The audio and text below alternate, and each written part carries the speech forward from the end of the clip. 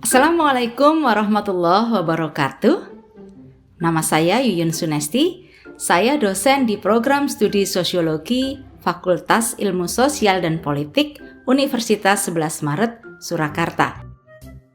Video ini dibuat sebagai salah satu instrumen pernyataan diri dosen dalam unjuk kerja Tridharma Perguruan Tinggi di bidang pengajaran. Salah satu mata kuliah yang saya ampu adalah Sosiologi Agama. Dalam mata kuliah ini, mahasiswa akan belajar untuk mengamati dan menganalisis agama sebagai fenomena sosial, termasuk di dalamnya perilaku keagamaan para makhluknya dan perubahan sosial yang terjadi dalam fenomena keagamaan di masyarakat. Dalam mata kuliah ini, saya ingin menekankan kepada mahasiswa bagaimana memahami agama dalam perspektif sosiologis. Tentu saja memahami agama dalam perspektif sosiologis ini akan sangat berbeda dengan memahami agama dalam perspektif teologis. Perspektif sosiologis ini akan memberi pemahaman tentang agama sebagai faktor yang mempengaruhi gejala sosial atau independent variable. Atau sebaliknya, agama sebagai faktor yang dipengaruhi oleh faktor sosial dan budaya atau dependent variable. Mata kuliah ini ditujukan untuk memberikan kemampuan para mahasiswa untuk memahami dan menjelaskan fenomena agama yang terjadi di tengah masyarakat dengan perspektif yang lebih kritis, komprehensif, dan tidak menghakimi. Selanjutnya saya akan menjelaskan bagaimana pembelajaran mata kuliah sosiologi agama ini melalui pendekatan DIA atau Delivery, Interaction, dan Assessment. Pada aspek delivery atau bagaimana saya menyampaikan materi perkuliahan dalam kelas, apa yang saya sampaikan di dalam kelas ini saya sesuaikan dengan pedoman capaian pembelajaran lulusan yang diharapkan dari program studi sosiologi, yang kemudian diturunkan dalam capaian pembelajaran mata kuliah. Hal ini penting agar apa yang dideliver atau dibawakan oleh saya sesuai dan relevan dengan apa yang diharapkan dalam capaian pembelajaran lulusan. Sehingga diharapkan mata kuliah ini sejalan dengan profil lulusan yang ingin dihasilkan oleh Prodi Sosiologi. Capaian pembelajaran untuk mata kuliah Sosiologi Agama adalah 1. Mampu memiliki kepekaan terhadap isu dan fenomena sosial. Yang kedua, mampu mengembangkan pengetahuan teknologi dalam bidang sosiologi melalui riset hingga menghasilkan karya kreatif dan inovatif. Yang ketiga, mampu melakukan analisis terhadap dinamika dan persoalan sosial budaya dari perspektif sosiologi. Selanjutnya yang keempat adalah menghargai keanekaragaman budaya, pandangan, agama, dan kepercayaan, serta pendapat atau temuan orisinil orang lain. Selanjutnya, capaian pembelajaran mata kuliah atau CPMK dari mata kuliah ini adalah melalui mata kuliah ini, mahasiswa diharapkan untuk 1. Memahami dan menjelaskan agama sebagai fenomena sosial. Yang kedua, memahami dan menjelaskan agama dalam perspektif teori-teori sosiologi.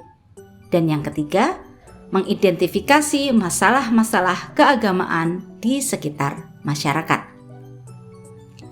Dalam proses delivery ini, saya membagi materi perkuliahan dalam 3 bagian sesuai dengan CPMK. Bagian pertama adalah pengenalan konsep sosiologi agama dan sejarah perkembangannya. Bagian yang kedua, agama dalam perspektif teori sosiologi klasik, modern, dan postmodern. Dan yang ketiga, analisis studi kasus agama dalam isu-isu sosial kontemporer. Dari CPMK ini, saya kemudian membaginya menjadi 14 pertemuan. Untuk mendukung pembelajaran tersebut, saya menggunakan bahan ajar dari buku-buku pilihan tentang sosiologi, agama, di antaranya An Introduction to the Sociology of Religion, karya Inger Forsted dan Paul Repstedt. Yang kedua, Religion in Sociological Perspective, karya Kate E. Robert. Yang ketiga, The Sociology of Religion, Theoretical and Comparative Perspective, karya Malcolm Hamilton. Dan selanjutnya, The New Blackwell Companion to the Study of Religion, karya Brian S. Turner. Dan juga jurnal-jurnal nasional dan internasional yang relevan, kontekstual, dan terupdate dengan perkembangan yang terjadi di masyarakat. Termasuk juga karya-karya saya dalam jurnal-jurnal nasional dan internasional yang juga banyak mendiskusikan isu-isu keagamaan kontemporer. Inilah aspek delivery yang saya sampaikan di mata kuliah ini. Selanjutnya aspek yang kedua adalah interaction. Bagaimana interaksi dibangun antara saya sebagai dosen dan mahasiswa yang saya ajar dalam mata kuliah ini agar pembelajaran yang berjalan bisa berjalan dengan baik. Student-centered learning menjadi dasar saya untuk membangun interaksi ini, di mana partisipasi mahasiswa dalam proses pembelajaran menjadi poin utamanya. Ada 4 metode interaksi yang saya gunakan dalam pembelajaran di mata kuliah ini. Yang pertama adalah pembelajaran interaktif. Metode ini adalah pemberian materi oleh dosen yang kemudian dilanjutkan dengan diskusi di kelas, di mana mahasiswa diberikan kesempatan yang seluas-luasnya untuk memberikan respon, mengajukan pertanyaan, atau memberikan jawaban terhadap pertanyaan-pertanyaan dosen di kelas. Selanjutnya yang kedua adalah review materi perkuliahan. Untuk memastikan mahasiswa menangkap dan memahami materi yang saya sampaikan di kelas, saya meminta mahasiswa untuk menjawab kuis atau membuat review atas materi yang sudah saya sampaikan di kelas. Selanjutnya yang ketiga adalah peer discussion. Diskusi antar teman dalam kelas ini dilakukan melalui tugas kelompok yang selanjutnya didiskusikan dan dipresentasikan di dalam kelas. Yang keempat adalah case study. Agar mahasiswa dapat lebih dalam memahami konteks sosial keagamaan yang terjadi di tengah-tengah masyarakat, saya juga menggunakan metode studi kasus agar mahasiswa lebih memahami secara real kasus sosial keagamaan di masyarakat yang sedang hangat terjadi. Yang kelima adalah team-based project atau pembelajaran berbasis proyek. Metode ini digunakan agar mahasiswa mampu bekerja sama dalam kelompok untuk mengidentifikasi kasus-kasus sosial keagamaan di masyarakat.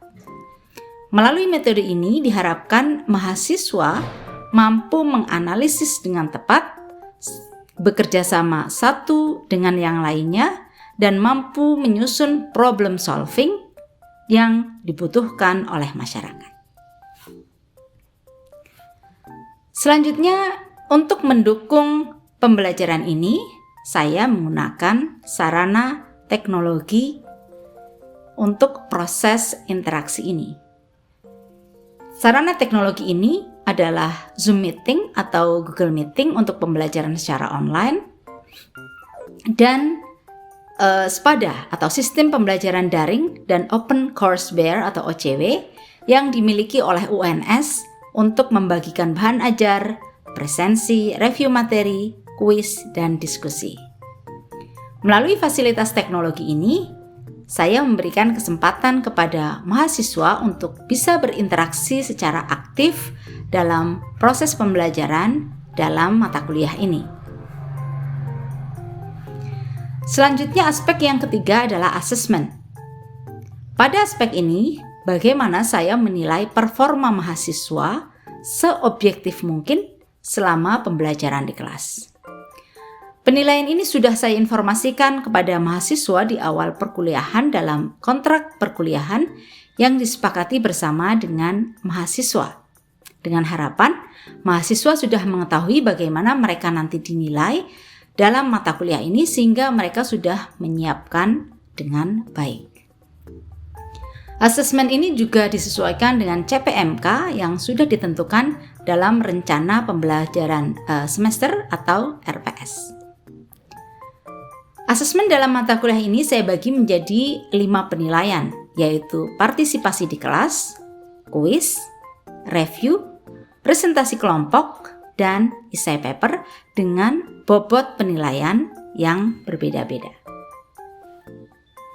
Berikut adalah contoh penggalan singkat real classroom saya dengan menggunakan Google Meeting dalam mata kuliah Sosiologi Agama, di mana mahasiswa secara aktif merespon pertanyaan-pertanyaan yang saya ajukan.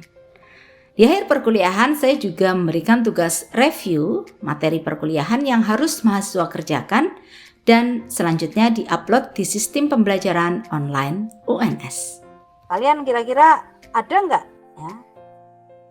Atau ya ada apa yang menjadi concern atau perhatian di tengah masyarakat lah yang kalian akhir-akhir ini baca di koran atau berseliweran di sosial media atau kalian temui di jalan atau apa? Kira-kira apa?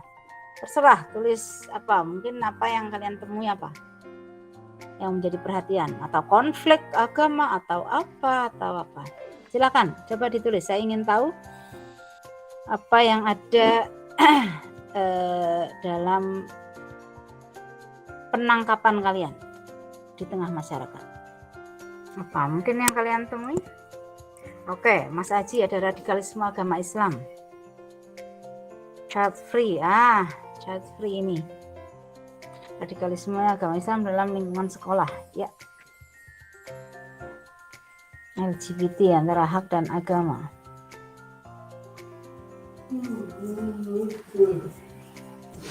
Oke, label halal pada merek jilbab.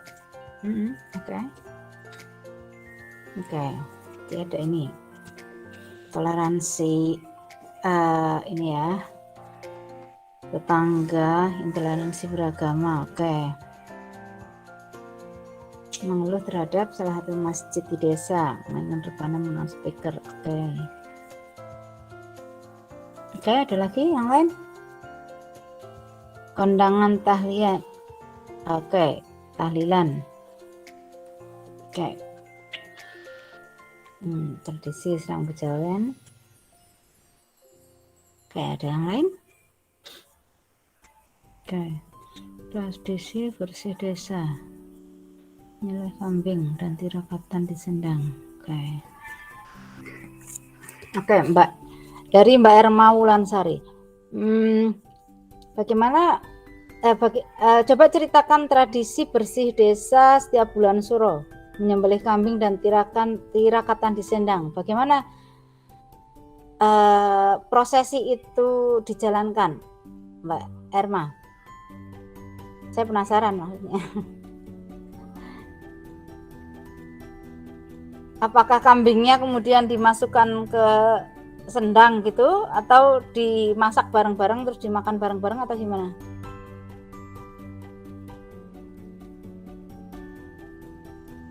Izin bercerita ya Bu. Ya, kalau di tempat saya itu setiap bulan Suro ada bersih desa itu, jadi nyembelih satu kambing, di mana nanti dimasak bareng-bareng, habis itu sebagian dibagikan kepada warga, sama sebagian itu kayak buat bahasanya Jawa kondangan Bu. Nah habis kondangan itu malamnya kumpul atau tirakatan di sendang desa gitu. Oke. Lalu tirakatan itu kemudian apa yang mereka, kadang kan tirakatan udah baca doa bersama-sama, itu apa? Apa yang dibaca? Kalau itu kurang tahu ya Bu, soalnya yang tirakatan itu khusus cowok sama bapak-bapak gitu ya. Oke. Jadi ada tradisi bersih desa. Oke. Kalau Mbak Melania, intoleransi beragama yang biasanya kita temukan di sekitar masyarakat kita itu seperti apa? Yang Mbak Melania mungkin temukan gitu. Izin menjawab ya Bu, kalau di desa saya itu mirip kayak yang disampaikan Mayang, kayak yang non Islam itu kayak kurang suka kalau ada azan gitu Bu, kan keras gitu ke rumah gitu. Oke. Jadi ada. Oke. Nah ini yang ini nih Mbak Risma, label halal pada merek jilbab atau produk-produk muslim itu gimana? Itu juga menarik sekali menurut saya. Itu belum banyak gitu yang nulis skripsi tentang ini. Oke, gimana Mbak Risma? Kenapa ini menjadi menarik?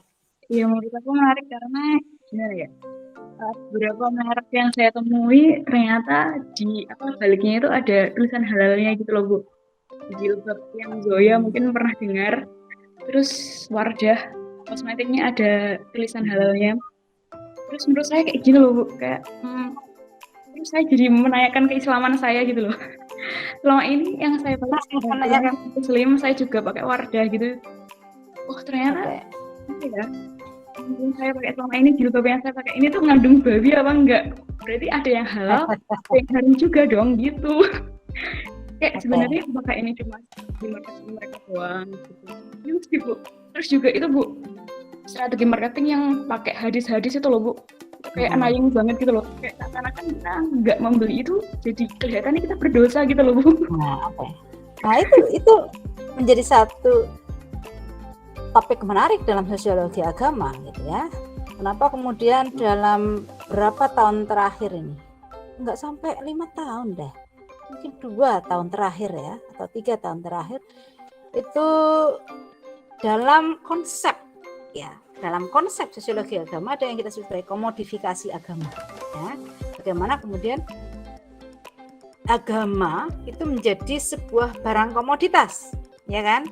Nah di sini kita tidak sedang membahas apakah kemudian ini menjadi lebih islami atau tidak gitu ya, tetapi apa sebenarnya yang menyebabkan fenomena ini menjadi semakin marak sekarang gitu kan. Tidak hanya jilbab loh, coba kalian ke ini Superindo, Indomaret jual panci enggak ya, Superindo, saya menemukan di Superindo itu ada loh panci, itu sekarang sudah harus ada label halalnya gitu kan. Panci, terus apa lagi, wajan, terus ya jilbab, baju itu kan halal. Itu kan selama ini yang dipahami adalah bagaimana selalu pada produk-produk makanan itu ya, tetapi kemudian pada produk-produk yang non food sekarang juga harus atau produsen ya berlomba-lomba untuk memberikan label halal terhadap produk-produk ini. Lalu kalau kalian membaca satu bukunya tentang Greg Philly gitu ya, tentang consuming Islam, itu menarik sekali. Jadi dia ingin mengukur apakah fenomena yang terjadi di Indonesia dengan banyaknya label-label Islam dalam beberapa komoditas, bank Islam, ekonomi Islam. Wah, sekarang kan di perguruan tinggi ada jurusan ekonomi tuh, ekonomi Islam. Tidak cukup banyak ekonomi, tapi ekonomi Islam. Ya, produk-produk itu ya, makanan, kosmetik, jilbab, dan sebagainya, itu semua harus ada cap islaminya dalam hal ini halal gitu ya, dalam hal halal. Lalu Greg Philly itu kemudian mempertanyakan apakah pertumbuhan ini kemudian menjadi satu bentuk ya terhadap peningkatan Islamisme ya, islamisi gerakan-gerakan Islamisme gitu ya.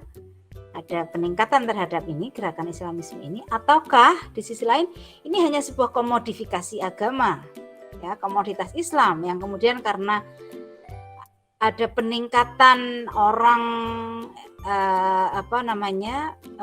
beragama dengan begitu tinggi, kemudian menyebabkan semua hal ikut gitu ya. Jadi orang produsen itu melihat pangsa pasar ini gitu. Bagaimana kemudian kamu lihat kan Ivan Gunawan, terus siapa lagi yang kemudian kita lihat bagaimana istilahnya orang akan melihatnya kan, oh Ivan Gunawan selama ini dia produsen atau desainer baju-baju yang mungkin ya seksi atau non islami gitu ya, tapi sekarang mengeluarkan produk hijab, mengeluarkan produk mukena misalkan gitu. Ini kan ada pangsa pasar di sini, ada komodifikasi agama. agama menjadi barang komoditas. Nah, sejauh mana ini berpengaruh dalam masyarakat kita? Nah, itu sangat menarik ya. Mas Mahmud, pembangunan tempat peribadatan, apa yang kamu temukan Mas Mahmud dari isu ini? Kalau dari yang saya temukan mungkin ada ya konflik ya Bu. Kalau saya di Colomadu itu ada penolakan pembangunan gereja oleh masyarakat setempat karena mayoritas warga yang ada di tempat tersebut itu berbeda rumah yang akan dibangun gitu. Ya, kalau tentang surat keputusan bersama SKB Menteri Agama dan Menteri apa ya, dalam rumah peribadatan apa ya,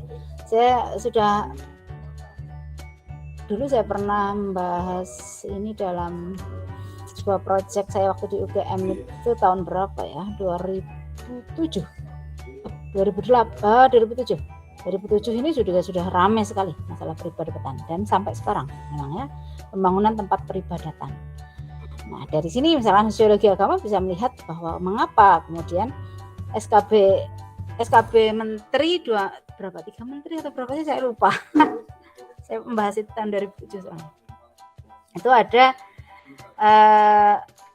sebentar. Oke, itu ya. Jadi memang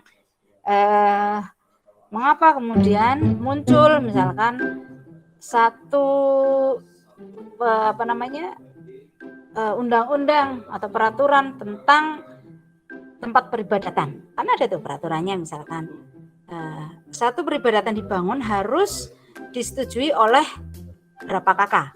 Nah, itu ada di SKB 3 Menteri. Itu ada. Jadi dalam hal ini misalkan ya, kalian ingin fokus di sosiologi ini, ingin melihat ternyata ada satu undang-undang ini yang kemudian berpengaruh terhadap masyarakat. Berpengaruhnya apa? Mungkin ada konflik agama, ada konflik sosial. Ini kan di satu ini adalah nilai agama dalam hal yang dicantolkan pada SKB 3 Menteri itu ya, tentang peraturan mendirikan tempat ibadah. Bagaimana kemudian peraturan ini berpengaruh terhadap masyarakat sekitar. Ada konflik agama mungkin ya, bagaimana perubahan sosialnya ketika ada satu komunitas yang mayoritas muslim, tiba-tiba misalkan muncul gereja gitu. Perubahan sosialnya seperti apa? Apakah memunculkan konflik agama atau apa begitu? Itu kan bisa dilihat dari sisi itu. Misalkan satu lagi. Oke, ini Mas Haji, radikalisme agama Islam dalam lingkungan sekolah. Oke. Itu gimana? Apa yang kamu temukan? Baik Bu, saya ya baru ini konsen di situ karena ya saya dari SD sampai SMA sekolah agama. Terus saya suka lihat artikel kalau ya banyak kasus-kasus juga kayak mulai dari riset yang menunjukkan angka dari guru maupun siswanya itu beberapa persen menyetujui kalau ingin merubah sistem pemerintahan. Kasus juga kalau ya, dari kebijakan sekolahnya itu ada beberapa yang seperti melarang menyanyikan lagu Indonesia Raya, melarang upacara bendera, dan menyebarkan dengan alasan yang itu cenderung intoleran begitu. Sama. Ya. Ini juga menjadi satu isu penting dalam sosiologi agama ya, tentang radikalisme agama Islam dalam lingkungan sekolah. Kita penelitian dari teman-teman di Pusat Studi Agama dan Lintas Budaya di UGM misalkan ya, itu banyak menemukan pengajian ekstrakurikuler itu apa namanya, OSIS ya.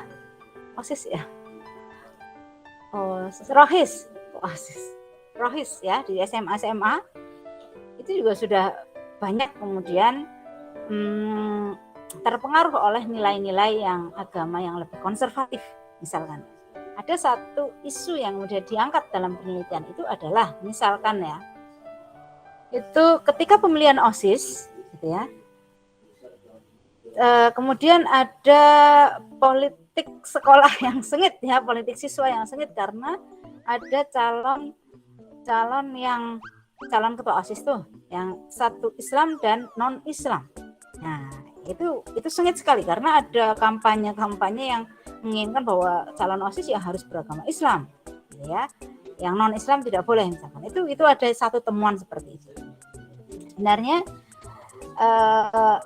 kasus-kasus seperti ini mungkin saja tidak hanya terjadi di dalam fenomena sosial agama Islam, ya, tapi juga di agama lain. Artinya begini, Islam itu kan mayoritas ya di Jawa, ya, di Jawa atau di Indonesia lah, di Indonesia. Makanya yang muncul adalah pasti intoleransi agama dalam hal ini mayoritas ya agama Islam kemudian menjadi jadi menjadi dominan ya di negaranya. Tapi ini juga bisa terjadi di negara yang Islam menjadi minoritas ya. Bagaimana kemudian ada kebijakan yang misalkan harus kepala atau pemimpinnya adalah harus dari Kristen misalkan ya. Karena Islam adalah minoritas. Itu mungkin akan terjadi di beberapa, mungkin tentang kesusahan untuk membangun rumah ibadah di Jawa gitu ya, ketika Kristen susah mendirikan gereja di Jawa, itu juga bisa kita temukan di wilayah-wilayah yang mayoritas Kristen di luar Jawa misalkan. Orang agama lain mendirikan di mayoritas itu juga akan susah. Jadi artinya bahwa intoleransi agama seperti ini ya, atau konservatisme agama itu tidak hanya muncul dalam agama Islam, tapi juga di agama-agama lain. Oke, kok sudah jam segini? Oke, ada yang mau ditanyakan? Sebenarnya pertemuan kali ini saya akan membahas juga tentang sejarah perkembangan sosiologi agama. Tapi oke lah, besok aja saya singkat di pertemuan besok. Untuk topik kali ini, adakah yang ditanyakan atau yang kurang jelas? Atau sudah paham semuanya? Jadi saya belum ada, Bu. Oke, belum ada Mbak Anis. Yang lainnya ada nggak yang ditanyakan? Sudah cukup, Bu. Oke, sudah cukup ya. Oke, kalau sudah cukup, saya cukupkan kuliah kita kali ini. Oke, saya cukupkan kuliah hari ini dan jangan lupa setiap pertemuan kita akan membuat review mingguan satu paragraf saja tentang kuliah kita kali ini dan kalian ketik di forum diskusi, chat diskusi di OCW. Nah, tugas ini selama 24 jam ya, kalian ketikkan. Kalian bisa mereview perkuliahan hari ini dalam satu paragraf tentang apa saja ya. Mungkin kesimpulan dari perkuliahan, apa yang kalian simpulkan dari perkuliahan kita kali ini, atau ada keyword ya, kata-kata kunci yang kalian dapatkan dari perkuliahan ini, atau ada refleksi, oh ternyata pemahaman saya selama ini tentang agama atau sosial agama itu salah ya, yang benar seperti ini misalkan ya, refleksi, atau ada pertanyaan. Nah, pertanyaan yang kalian tadi belum terjawabkan, misalkan kalian muncul pertanyaan lanjutan gitu ya, silahkan di chat sebagai review kuliah ya. Maksud saya memberikan tugas ini adalah biar ada yang kalian ingat gitu dari perkuliahan itu, jadi setiap kuliah itu tidak sambil angin lalu pulang gitu. Ini satu paragraf aja gitu ya. Oke, sekalian presensi, sekalian mampir di forum diskusi aja ya. Terima kasih, sekian dari saya, semoga bermanfaat pertemuan kita kali ini. Melanjutkan kuliah. Wassalamualaikum warahmatullahi wabarakatuh.